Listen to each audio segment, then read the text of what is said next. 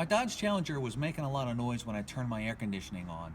It was making a tapping noise, and it was coming from the air door actuator part, which is located right behind your glove box. So if you have a Dodge Challenger, it's a little different than the Dodge Charger. Their steps are a little bit different. They make you take this part off and a couple other parts in order to get to the actuator. It's the same part, it's just a different way of getting to it.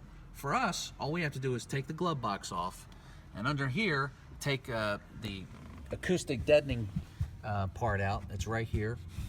And once you get those two out, you'll have access to the part, which I'll show you a little bit later in this video. I'll give you the part number, where to buy it, and how much it costs. This is the part that we took out, and we got this from AutoZone. It's $30. This is a $30 part. But in order to do all this, you're gonna pay somewhere around $1,000 if you go to the dealership. And here's the part number, okay? We had to take off the glove box, as you can see right here, which is really easy to do. You just unplug this from the glove box. It'll stay right there. And then there's two clips. You just pull off the two clips and the glove box falls right down. And as you can see, it slides right in these three holes, and then we just pulled it right out. We had to take the bottom off of the dash here, which is a sound barrier kind of thing right here. It's got two clips. And the reason we did that is because we have to get all the way underneath here and pull out.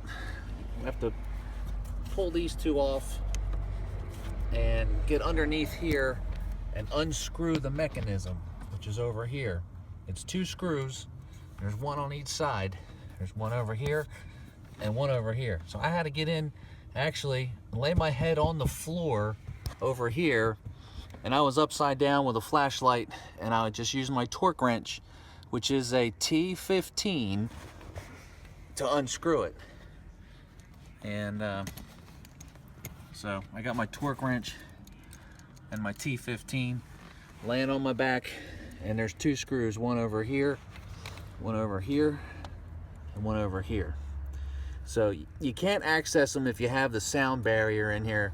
You have to take it out and then just unscrew them, pull the mechanism out, buy a new one at AutoZone or Advance or anywhere, and pop the other one in, tighten it back up, and you're good to go.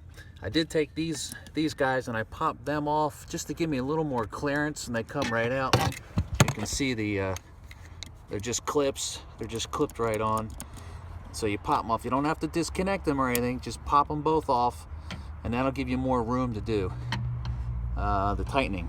And then down here, this actually goes into the actuator. We just pulled that off, and that released it from the actuator.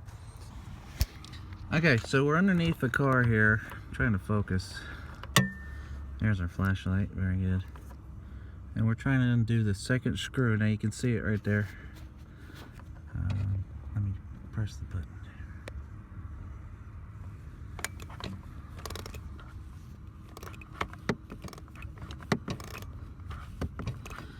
So we had to take the bottom of the glove box assembly out, and now we're unscrewing it. I'm laying on the carpet, my head is on the floor, and it's not an easy screw to get. So once you get that screw out, and you can see where I lost my, there's my hand, and we got our bit on the screw there. You can see that once we get this screw out, we'll be halfway done. We'll have to get the other screw out, but it's coming along pretty good.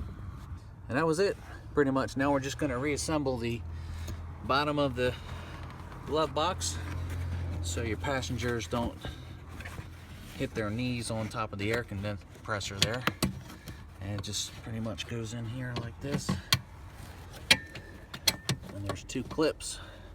Get my flashlight there. You can find that there's the holes for the clips.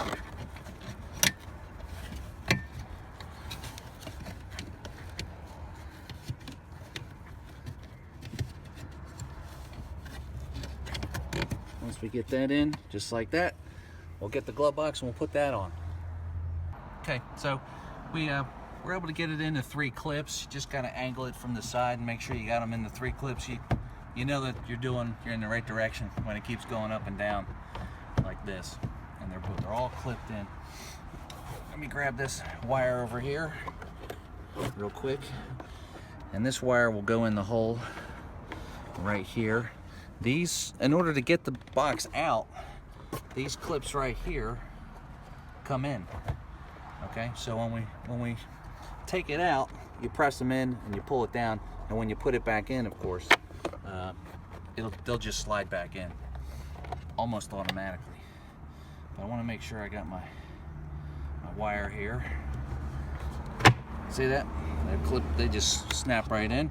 Put your wire, it just pulls down to get the wire, it just pulls down and comes right out. And look, we're all done. It's as easy as that. Hope that helps you. If you have any more problems with your Dodge Challenger, check out our other videos on YouTube.